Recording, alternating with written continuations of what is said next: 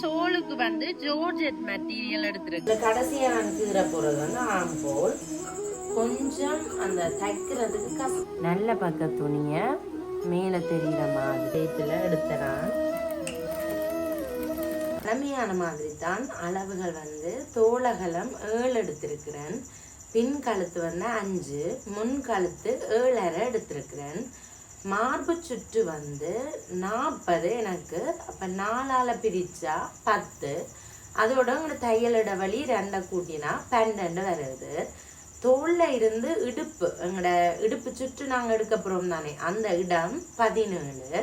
இடுப்பு சுற்று வந்து 37 வந்தது. அதை 4ஆல் பிரிச்சுனா 9.5. 9.5யோட 2 கூட்டினா 11.5. ஓப்பன் ஏரியா நான் எங்கே ஓப்பன் வைக்க போகிறேன்றது முதலும் ஒரு ஷார்ட் ஆஃப் வீடியோவில் நான் உங்களுக்கு சொல்லியிருப்பேன். 22 இன்ச்சில் தான் ஓப்பன் வைக்க போகிறேன். டொப்பின் இறக்கம் வந்து 50. இது உங்களுக்கு ஏற்ற மாதிரி எடுங்கோ. எனக்கு வந்து இப்போ 48 ஓகே டொப்பின் இறக்கம். நான் தையல் இடைவெளிகள் எல்லாம் கூட்டி 50 எடுத்திருக்கிறேன். கை நீளம் வந்து 21. அது எனக்கு சாரி காணுமே வந்தால் தான் தைக்கலாம். ஏன்னு சொன்னால் நான் பேண்ட்ஸும் தைக்க போகிறேன். இது வந்து பேண்ட்ஸின் அளவு. இதை நீங்கள் இப்போ குழப்ப தேவையில்லை. கை நீளம் வந்து 20, தையல் இடைவெளியோடு சேர்த்து 21 போட்டிருக்கிறேன். எனக்கு துணி போதுமா வந்தால் தான் நான் 20 எடுப்பேன், இல்லைன்னா நான் குறைச்சி எடுப்பேன். கை சுற்று வந்து 8 வருது. அது 2ஆல் பிரித்தா 4. அதோட தையல் இடைவெளி 2 கூட்டினா 6. ஆம்ஹோல் வந்து 16.5. 16.5 2ஆல் பிரித்தா 8 கால். 8 காலோட 2 கூட்டினா 10 கால். இவ்வளவு தான் நான் இப்போ சரார சல்வார் என்ற டொப் தைக்கிறதுக்கான அளவுகள். இதை இப்போ நான் மார்க் பண்ணி முதல் லைனிங் துணியில் வெட்ட போகிறேன். இப்போ வந்து எங்களோட லைனிங் துணியை நான் 2ஆக மடித்து போட்டிருக்கிறேன். இப்போ 2ஆக மடித்த பிறகு 2 மீட்டர் லைனிங் தான் நான் வாங்கினான். லைனிங் துணி ஃபுல்லாக வரணுமென்றது இல்லை, எங்களுக்கு டொப் வரைக்கும் வரணுமென்றது இல்லை. நான் இப்போ 2 மீட்டர் லைனிங் வேணினான் 39.5 இருக்குது ஒரு பக்கத்துக்கு. அப்போ 2 பக்கத்துக்கும் 39.5 வரப்போகுது. அப்புறம் நாங்கள் மடித்து எல்லாம் தைக்கலாம் எங்களுக்கு ஒரு 38 வரும். மடித்து போட்டுட்டு இந்த அளவுகளை மார்க் பண்ண போகிறேன். முதலாவது வந்து தோளகலம், பின் துண்டு முன் துண்டு. இந்த மடிப்பு துணி 2மே என்ன பார்த்தபடி இருக்குது. பின் துண்டு முன் துண்டு 2ஐயும் சேர்த்து தான் நான் இப்போ மார்க் பண்ண போகிறேன். கழுத்து எப்படி செப்பரேட்டாக வெட்டுறதுன்றதை தொடர்ந்து பாருங்கோ விளங்கும். இப்போ இந்த துணியை வடிவாக மடித்து போட்டுட்டு நான் இந்த கழுத்து அகலம், தோல் அகலம் இருக்குதானே 7 எடுத்திருக்கிறேன். தோல் அகலத்தை மார்க் பண்ணுறேன். அதே மாதிரி நாங்கள் வளமை மாதிரி எப்படி மார்க் பண்ணுறோமோ அப்படி தோல் அகலத்தை மார்க் பண்ணி கொண்டு வருவோம். தோல் அகலத்துலேருந்து மார்பு சுற்றுக்கு 7.5 நான் எடுக்கிறேன். நான் 1/2 இன்ச் கூட்டுறேன். நான் என்ன முதல் வீடியோக்குள்ளே பார்த்தா எல்லாம் விளங்கும். அடுத்தது மார்பு சுற்று மார்க் பண்ண போகிறேன். 12 வந்தது தையல் இடைவெளியோடு சேர்த்து. நார்மலாக 10 வந்தது, தையல் இடைவெளியோடு சேர்த்து 12 வருது.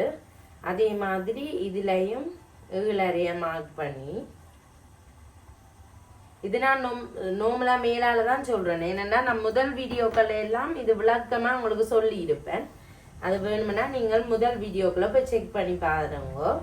இப்போ நான் இது லைன் போட்டு மார்க் பண்ணி விடுறேன். இந்த கழுத்து இருக்கட்டும், அதை நான் சொல்லி தாரேன்.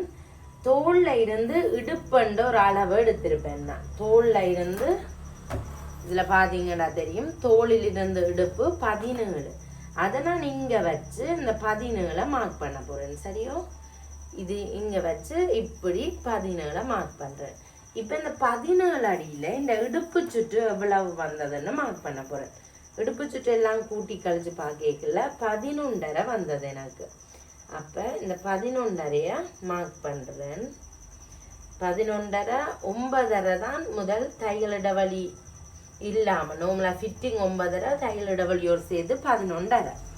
இப்போ என்ன செய்ய போகிறேன்னு சொன்னால் ரூலர் வச்சு இந்த மார்பு சுற்றையும் இடுப்பு சுற்றையும் ஒரு கோடால் இணைச்சி விட போகிறேன்.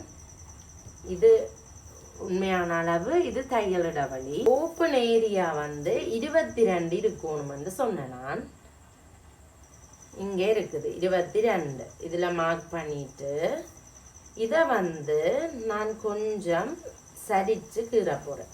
ஏனெண்டா எங்களோட இடுப்பு சுற்றிலேருந்து கொஞ்சம் எங்களுக்கு இறுக்கம் இல்லாமல் சரிவா நிற்கிற மாதிரி மார்க் பண்ணி விடுறேன். அதே மாதிரி இந்த பக்கத்தையும் மார்க் பண்ணுறேன். கீழே தான் மார்க் பண்ண போகிறேன். எல்லா பேரும் இப்படி சரிச்சும் வெட்டுவினேன். நான் இந்த ஷோர்ட் டாப்புக்கு சரிச்சு வெட்டினான்.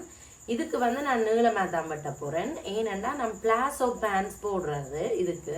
அப்போ எங்களுக்கு இப்படி வெட்டினா ஓகேயா தான் இருக்கும். நான் நேராயே வெட்ட போகிறேன். ஏனெண்டா இது சாரியிலையும் தைக்கிறேன். அப்போ சாரியில் தைக்க சில வேளை எங்களுக்கு ஓப்பன் அடிக்க சுருக்க பார்க்கும். அதால் நான் இப்படி போட்டு விடுறேன். இனி இங்கெல்லாம் நான் இந்த இது மார்க் பண்ண தேவையில்லை. இந்த ஓப்பன் ஏரியா மட்டும் மார்க் பண்ணி விட்டேன்டா. ஓகே, இதுதான் எங்களோட டொப்பின் அளவு. சரியான ஈஸி டொப் வெட்டுறது. இனி இங்கால கழுத்துக்கு வருவோம். ஆரி ஒர்க் பண்ணுறதுக்காக நான் ஒரு அளவு எடுத்துனான் தானே, 7 எடுத்து இந்த கழுத்தின் அளவு மார்க் பண்ணியிருக்கிறேன். எவ்வளவு முதல் எடுத்து நான் பார்ப்போம். இதில் இருந்து 2 தான் நான் எடுத்திருக்கிறேன். அப்போ நான் இதுலேயும் அதே அளவு 2 மார்க் பண்ணி விட போகிறேன். 1/2 இன்ச் எப்பவுமே நான் ரக்கி வெட்டுறேன். அது வந்து ஷோல்டரில் ஃபிட்டிங்குக்காக. இப்போ நான் இதை வந்து வடிவாக மார்க் பண்ணிட்டேன். இப்போ நான் பின் கழுத்தும் வெட்ட போகிறதில்லை. உங்களுக்கு ஒரு உதாரணத்துக்காக கீறி காட்டினான். இதில் கடைசியாக நான் கீற போகிறது வந்து ஆம்போல். இதில் நார்மலாக ஒரு லைன் ஒன்றை போட்டுட்டு நான் வளைச்சி கீறுறேன். வளைச்சி கீறிட்டு அளந்து பார்க்க போகிறேன். என் ஆம்போல் சரியாக இருக்குது உண்டு. மொத்தம் எனக்கு 10 கால் வந்திருந்தது. இந்த 1/2 இன்ச்சை கழிச்சு தான் நான் அளக்க போகிறேன். 10 கால் வந்திருந்தது. எனக்கு சரியாக ஆம்போல் வருதுன்னு நான் இப்போ அளவு நாடாக வச்சு அளந்து பார்க்குறேன். எனக்கு சரியாக வருது, கூடவே வருது 1/2 இன்ச். அது ஓகே. இனி நான் கட் பண்ணி விட போகிறேன்.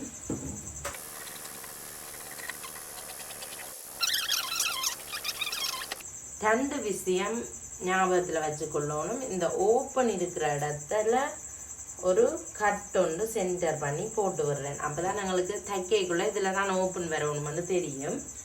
மற்றது இந்த சென்டர் பகுதியிலையும் ஒரு கட் பண்ணி விட போகிறேன். அது ஏன்னு உங்களுக்கு பிறகு தெரியும். இதில் வந்து இந்த பகுதியை சரித்து வெட்டி விட போகிறேன். இந்த 1/2 இன்ச் மார்க் பண்ணாங்க தானே, அதை சரித்து வெட்டி விட போகிறேன். இப்போ இது 2மே கனெக்ட் ஆகியிருக்கு தானே, முன் தொண்ணும் பின் தொண்ணும். இதையும் வெட்டி விடுறேன். இப்போ பார்த்தீங்கன்னா இதே இந்த முன் துண்டு, இது பின் துண்டு. கேன்வாஸ் பேப்பர் தான் வச்சு தைக்க போகிறேன். இப்போ நான் இந்த கேன்வாஸ் பேப்பரை எடுத்து இதில் தான் எங்களோட கழுத்தை வெட்ட போகிறேன். எப்படின்னு சொன்னால், என்னோட கழுத்து வந்து நார்மலாக 5 அதே மாதிரி கழுத்துக்கு நான் எப்படி மார்க் பண்ணி கொண்டு வந்தேனோ அதே மாதிரி 5 மார்க் பண்ணுறேன். 7.5 எடுக்கணும்னு சொன்னேன் நான். இப்போ அந்த 7.5 நான் மார்க் பண்ணி விடுறேன். ரூலரால் இணைச்சி விடுறேன். நாங்கள் ஒரு ஃபேஸிங் துணி எப்படி வெட்டுறோமோ அது மாதிரி நான் இப்படி கொடுத்துருப்பேன். இப்படி வந்து இப்படி வர மாதிரி. ஏன்னா கழுத்து இங்கே தான் வருது. இப்போ நான் இந்த கழுத்து வர இடத்த வடிவாக மார்க் பண்ணி விட போகிறேன். அதுக்கு நாங்கள் வடிவாக இந்த கேன்வாஸ் பேப்பரையும் இதையும் இறங்காத மாதிரி வச்சிருக்கணும். வச்சிருந்து கொண்டு எங்களோட வீணைக்கு எங்கே வருதுன்னு மார்க் பண்ணி விட வேணும்.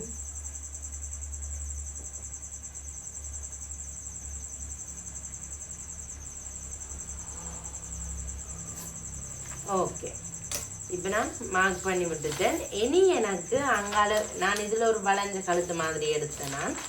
இனி நான் என்ன விருப்பமோ அந்த கழுத்தை மடித்து போட்டு எடுக்க போகிறேன். இப்படி ஒரு கழுத்து தான் நான் எடுக்க போகிறேன். எந்த கேன்வாஸுக்கு ஏற்ற மாதிரி நான் வெட்டி எடுக்க போகிறேன். கழுத்தின் சைஸுக்கு ஏற்ற மாதிரி வெட்டி எடுக்க போகிறேன்.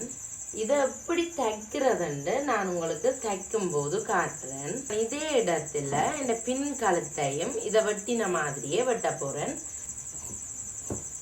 ஓகே, இது என்ன பின் கழுத்தின கேன்வாஸ், இது என்ன முன் கழுத்தின கேன்வாஸ். மெயின் ஃபேப்ரிக்கில் லைனிங்கை வச்சு வெட்ட போகிறேன். எல்லாருக்குமே தெரியும், முதல் வீடியோவில் போட்டேன் நான் என் அறிவுக்கு. இதுதான் என் சாரி. இந்த சாரியில் நான் முதலாவதா துணியை வெட்ட முதல் இந்த போர்டரை வெட்டி எடுக்க போகிறேன். இங்கே வந்து நார்மலாக எனக்கு இடம் இருக்குது. இது நான் உள்ளுக்கு ஷோல் தைக்கக்குள்ள மடித்து தைக்கிறதுக்காக இந்த இடத்த விட்டு வடிவை நீட்டாக இந்த போர்டரை வெட்டி எடுக்க போகிறேன். இப்போ வந்து நான் வடிவை சாரி இந்த போர்டர்ஸ் எல்லாத்தையுமே கட் பண்ணி எடுத்துட்டேன். இதுங்களுக்கு தாவணிக்கு துப்பட்டாக்கு தேவை, அதால் நான் இதை வச்சுட்டு இப்போ சாரியை வந்து நான் ரெண்டாக மடித்து போட்டிருக்கிறேன். இங்கே பார்த்தீங்கன்னா தெரியும், நான் ஆரி ஒர்க் பண்ண பக்கம் இருக்குதானே, முன் துணிக்காக நான் வச்ச பக்கத்துக்கு ரெண்டாக மடித்து ஷேப்பாக எடுத்துருக்கிறேன்.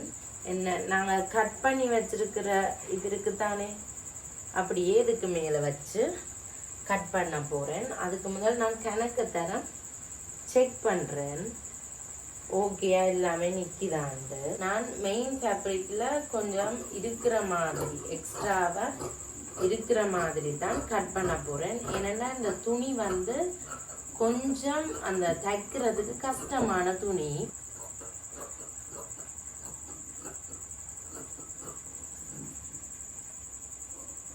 ஆம்கோலுக்கு எல்லாம் இடம் விட்டு தான் நான் கட் பண்ணுறேன். ஓகே, இந்த சென்டருக்கு லைனிங்கில் போட்ட மாதிரியே இந்த மெயின் ஃபேப்ரிக் லைன் சென்டருக்கு ஒரு கட் ஒன்று பண்ணி விடுறேன். இதுதான் என்ன முன்பக்க துணி வெட்டிட்டேன். இதை நான் மடித்து வச்சுட்டு இனி மேலே எனக்கு பின்பக்க துணி வெட்ட போகிறேன். எக்ஸ்ட்ராவாக துணி வெட்டு தான் கட் பண்ணுறேன். நான் கை தான் கட் பண்ண போகிறேன். அதுக்கு நான் சாரியை மடிக்கிறேன். இப்படி மடித்து நாலாக மடித்து போட போகிறேன் கை கட் பண்ணுறதுக்கு. கை நீளம் வந்து 21 தான் எடுக்க போகிறேன். கை எடுத்துட்டு மார்க் பண்ணி விடுறேன். லைனிங் நான் இதுக்கு வைக்கல, ஏனெண்டா கையடிக்கு லைனிங் வச்சா கொஞ்சம் அந்த ஃப்ளோயாக இருக்காது. இதில் நான் வளமையாக கைக்கிற மாதிரி 5 மார்க் பண்ணிவிட்டு இங்கே 2.5 மார்க் பண்ணிவிட்டு இங்கால 3 மார்க் பண்ணி விடுறேன். நான் கையை வளமையாக வளைச்சி கீறுற மாதிரி கீறி விடுறேன். இனி வந்து இதில் இருந்து அரைவாசியை மடித்து இந்த அரைவாசியை மார்க் பண்ணி விட்டுட்டு 2 இன்ச் உள்ளுக்கியா இந்த கையை மார்க் பண்ணி விடுறேன். ரூலர் வச்சு இதையும் இந்த 2 இன்ச் உள்ளுக்கியா மார்க் பண்ண தேமனை வச்சு விட்டுட்டு இங்கால விரித்து இணைக்க போகிறேன். இதில் ஒரு வளைவை கட் பண்ணி எடுக்க போகிறேன். ஸ்லீவ்ஸில் சென்டர் பண்ணி ஒரு கட் பண்ணி விடுறேன். ஆம் ஹோல் எனக்கு சரியாக இருக்குது, ஒருக்கா செக் பண்ண. இது சரி நான் ஒருக்கா இதுக்கும் செக் பண்ணுறேன். ஆம் ஹோல் கரெக்டாக இருக்குண்டு. எனக்கு 10 கால் தான் நிற்கணும் ஆம் ஹோல். நீங்கள் முதலே செக் பண்ணி பார்க்கணும். எனக்கு ஓகே 10.5 நிற்குது.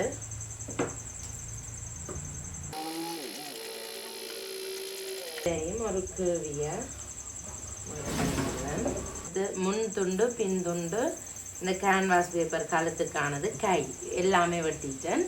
இனி எப்படி தைக்கிறதுன்னு பார்ப்போம். நாங்கள் தைக்க ஸ்டார்ட் பண்ண போகிறோம். நான் வந்து பின் கழுத்துக்கும் கேன்வாஸ் வெட்டி இருக்கிறேன். நான் தேவைன்னு சொன்னால் பின் கழுத்துக்கும் கேன்வாஸ் வைப்பேன். இப்போ நான் என்ன முன்பக்கத்தின் நல்ல பக்க துணியை மேலே தெரிகிற மாதிரி வைக்கிறேன். அதே மாதிரி நாங்கள் ஏற்கனவே சென்டர் மார்க் பண்ணி இருக்கிறோம் தானே, அந்த சென்டரை பார்த்து லைனிங் மெட்டீரியலையும் வைக்கிறேன். அதுக்கு மேலே எங்களோட கேன்வாஸ் பேப்பர்லையும் நான் சென்டர் மார்க் பண்ணியிருக்கிறேன். அதையும் நான் சென்டர் பார்த்து வைக்கிறேன். ஒரு குண்டு பின்னொண்ட குத்திட்டு தையுங்கோ, அப்போ ஆடுபடாமல் நீட்டாக வரும். துணியை டீவை அட்ஜஸ்ட் பண்ணி விட்டுட்டு நான் இதில் தச்சு கொண்டு வர போகிறேன். முதல் வந்து வி ஷேப்பில் எடுத்த நான் அப்படியே கேன்வாஸையும் துணியையும் வச்சு இதில் ஒரு ஓவல் ஷேப் மாதிரி எடுத்தேன் நான்.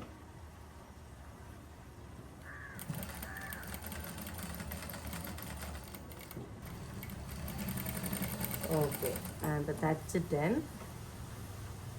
இனி இந்த குண்டூசி எல்லாத்தையும் கலட்டிட்டு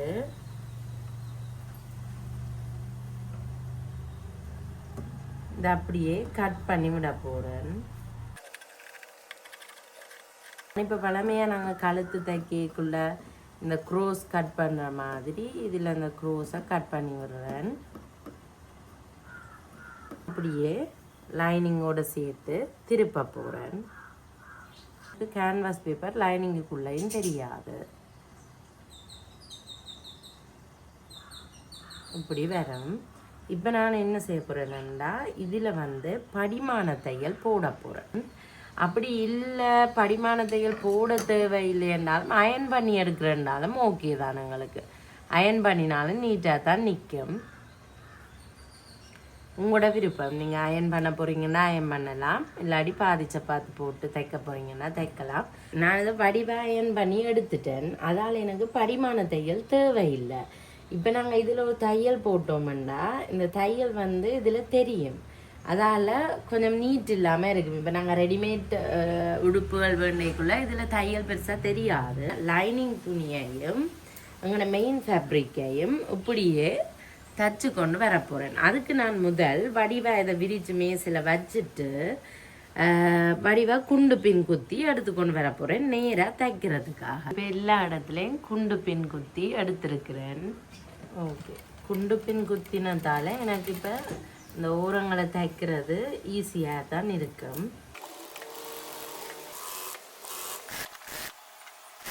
இப்படியே தைச்சு கொண்டு வரும்போது நான் இந்த இடத்துல கொஞ்சம் ஒரு இன்ச் இருக்கிற மாதிரி விட போகிறேன். ஏன்னா மடித்து தைக்கிறதுக்காக கீழ் லைனிங்கை நாங்கள் முதலே கீழ் லைனிங்கை மடிச்சுட்டு தைக்க வேணும். இதை நாங்கள் எங்களுக்கு உள்ளுக்கு லைனிங் நிற்கிறதால அதை உள்பக்கமாக மடித்து தைச்சி விட போகிறேன். ஒரு 1/2 இன்ச் 1/4 இன்ச் மடித்து ஒரு 1/2 இன்ச் தைக்க போகிறேன்.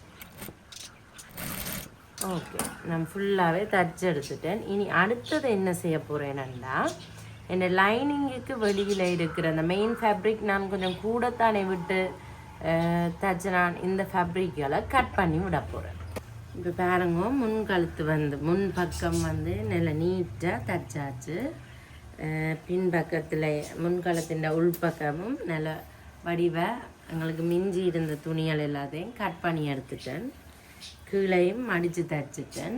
இனி வந்து நான் பின் கழுத்து பக்கம் தான் தைக்க போகிறேன். முன் கழுத்துக்கு எப்படி தைச்சி திருப்பினோமோ அதே மாதிரி பின் துண்டையும் நான் தைச்சி எடுத்துட்டு உங்களுக்கு காட்டுறேன். பாருங்க, நான் மற்ற முன்கழுத்து தைச்ச மாதிரியே கேன்வாஸ் வச்சு இதையும் தைச்சி முடிச்சிட்டேன் பின்கழுத்தையும். இப்போ நான் லைனிங்கையும் பின்கழுத்தையும் பொருத்தி எக்ஸஸாக இருக்கிற துணிகளை கட் பண்ணி விட போகிறேன். நான் இப்போ ஷோல்டர் பொருத்த போகிறேன். ஷோல்டர் பொருத்துறதுக்காக முன்பக்க துணியை இப்படி வச்சுட்டு பின்பக்க துணியையும் 2 நல்ல பக்கங்களும் பொருந்துற மாதிரி உள்ளுக்கு பொருந்துற மாதிரி வைக்க போகிறேன். வச்சுட்டு நான் நார்மலாக தான் இந்த முறை ஷோல்டர் பொருத்த போகிறேன். வளமையாக நான் ஷோல்டர் அந்த தெரியாத மாதிரி பொருத்துறேன். நான் இந்த முறை கேன்வாஸ் பேப்பர் வச்சு தைச்சதால் நான் நார்மலாக தான் பொருத்த வேணும். இப்போ நான் 2 ஷோல்டரையும் வடிவாக சேர்த்து பிடிச்சு கொண்டு இதில் ஒரு கட்டு தையல் போட்டு தைப்போம். தையல் போட்டு முடிக்கிறேன். முடிச்சுட்டு இந்த எக்ஸ்ட்ரா துணி இப்படி நிற்கிற துணியை பின் கழுத்து பக்கமாக மடித்து விட்டுட்டு அதை தச்சு விட போகிறேன்.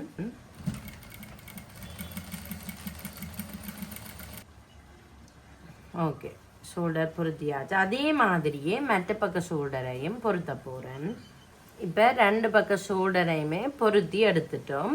இனி வந்து கை தைக்க போகிறோம். நான் கை எடுக்கிறேன். கையை நான் வெட்டி வச்சனாங்க. முதல் அதிൻ്റെ ஓரங்கள் விளிம்பு இருக்குதானே, கையின் விளிம்பு, அதை மடித்து தைக்க போகிறேன். சரி, 2மே மடித்து தைச்சிட்டேன். இப்போ நான் கையை பொருத்த போகிறேன். சென்டர் பார்ட்டில் இருந்து கையின் ரோங் சைட் என்ன பார்க்குற மாதிரி வச்சு சென்டர் பார்ட்டில் இருந்து பொருத்தி கொண்டு வர போகிறேன். இங்கெல்லாம் பொருத்தி முடிஞ்சதும் அந்த பக்கம் பொருத்த போகிறேன். இதில் ஒரு கட்டு தையல் போட்டு பொருத்துறேன். எல்லாமே 2 கையுமே தச்சுட்டேன். நான் இப்போ கை பொருத்தி எடுக்க போகிறேன். அதுக்கு கையின நுனியில் கட்டு தையல் போட்டுட்டு அப்படியே பொருத்தி கொண்டு வர போகிறேன். இது வந்து பாகிஸ்தானி ஸ்லீவ்ன்றதால நாங்கள் கீழே வந்து விரித்து தைப்போம். அதுக்கேற்ற மாதிரி இந்த கையின் தையல்களை மேலே விட்டு தைக்க போகிறேன். மேலே விட்டு நாங்கள் ஏற்கனவே தையல் இடைவெளிக்காக 10 இன்ச் விட்டிருப்போம். அதையும் விட்டு அப்படியே இந்த அளவுக்கு ஏற்ற மாதிரி நான் தைச்சு கொண்டு வரேன். நீங்கள் இப்போ புதுசாக தைக்கிறீங்க, கஸ்டமர்ஸ் தைக்கிறீங்கன்னா அந்த அளவை மார்க் பண்ணிட்டு அதுக்கேற்ற மாதிரி தைக்கலாம்.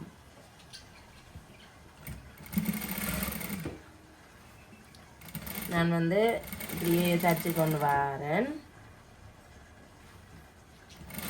இடுப்படியில் கொண்டு வந்து கொஞ்சம் வளைச்சு தைக்கிறேன்.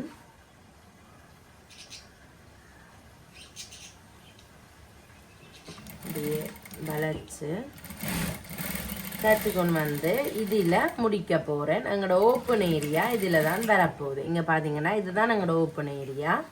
அதால் கொண்டு வந்து இதில் முடிச்சுட்டு இதே மாதிரி மற்ற கையை முதல் பொருத்தி போட்டு பார்த்துட்டு சைட்டால் அடிக்க வேணுமென்னு அடிச்சுட்டு தான் நான் ஓப்பன் ஏரியாவை தைக்க போகிறேன். நான் இப்போ எனக்குன்னபடியாக போட்டு பார்க்குறேன். நீங்கள் கஸ்டமருக்குண்டா நீங்கள் 2 பக்கத்தையும் தைச்சிட்டு மார்பு சுற்ற வடிவை அளந்துட்டு ஃபுல்லாக இடுப்பு சுட்டையும் எல்லா அளவையும் அளந்து பார்த்து சரியாக இருக்கும்னு பார்த்துட்டு ஓப்பனாக அடிக்கலாம். இப்போ நான் ஓப்பன் தைச்சு காட்ட போகிறேன். இந்த பக்கத்தை வந்து ஓப்பன் தைக்க முதல் இந்த பக்கத்தை நான் நேராக பிடிச்சு மடித்து தைக்க போகிறேன். இனி வந்து நான் ஓப்பன் மடித்து தைச்சிட்டேன். இனி வந்து ஓப்பன் தைக்க போகிறேன். ஓப்பனுக்காக நான் இவ்வளவு இடைவெளி விட்டுருக்கிறேன். அதுக்கேற்ற மாதிரி கீழே இருந்து ஓப்பனை மடித்து தைச்சு கொண்டு வரேன். இவ்வளவு இடைவெளி விட்டுருக்கிறேன். இங்கே இருந்து நான் மடித்து கொண்டு வர போகிறேன். இப்படி மடித்து இப்படி ஒரு மடிப்பு மடிக்கிறேன்.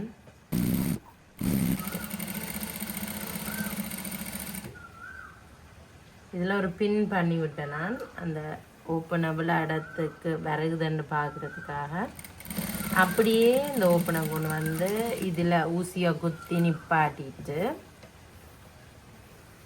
திருப்ப போகிறேன்.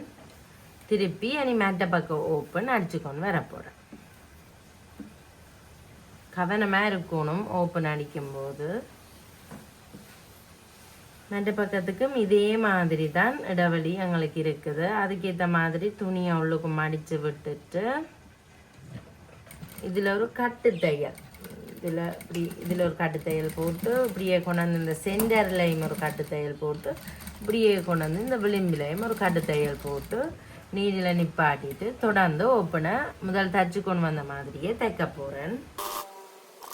ஓகே, பார்த்தீங்கன்னா ஃபுல்லாகவே தைச்சு முடிச்சிட்டோம். ஓப்பன் எல்லாம் தைச்சு புட்டு எப்படி இருக்குது இந்த ஷல்வார் பார்க்குறதுக்குன்றத நான் உங்களுக்கு போட்டு காட்ட போகிறேன். இதுதான் என் ஃபைனல் லுக். இப்படி தான் இருக்குது ஷல்வார். இப்படி இருக்குது. லோங்காக வந்ததால் நான் கொஞ்சம் கீழே வெட்டி தைச்சிருப்பேன். பிஜாமா வந்து பிளாசோ பேண்ட்ஸ் இதிலே தைச்ச வீடியோ, இந்த பிஜாமா தைக்கிற வீடியோ நான் இனித்தான் போடுவேன். மற்றது ஷோலுக்கு வந்து ஜோர்ஜெட் மெட்டீரியல் எடுத்துருக்கிறேன். என் சல்வாருக்கு மேட்சிங்காகவே அதனால ஃப்ளோயாக நிற்கும். இது வந்து இந்த சாரியில் வந்த போர்டரை அட்டாச் பண்ணியிருக்கிறேன் ஷோலுக்கு. மற்றது இது டொப்பும் இந்த கை பார்த்தீங்கன்னா நான் முதலே தைச்ச மாதிரி வீடியோவில் தெரியும் உங்களுக்கு. இந்த பாகிஸ்தானி ஸ்லீவ்ஸ் வச்சு டொப்புக்கும் பிஜாமாக்குமே இந்த சாரி கணக்காக வந்துட்டுது. ஷோலுக்கு சாரி காணாது, அதால் நான் ஜோர்ஜெட் மெட்டீரியல் எடுத்துருக்கிறேன். இதுதான் என் ஃபைனல் லுக். எப்படி இருக்குன்னு கட்டாயமா கமெண்ட்ஸ்ல எல்லாரும் சொல்லுங்க. புதுசா யாராவது வந்து இருந்தா சப்ஸ்கிரைப் பண்ணிட்டு எங்களோட வீடியோவை பாருங்க. எங்களோட வீடியோ பிடிச்சிருந்துச்சுன்னா லைக் பண்ணுங்க, கமெண்ட் பண்ணுங்க, மறக்காம சப்ஸ்கிரைப் பண்ணுங்க. அடுத்த ஒரு வேற லெவல் வீடியோவில் உங்களை நான் சந்திக்கிறேன். பாய்.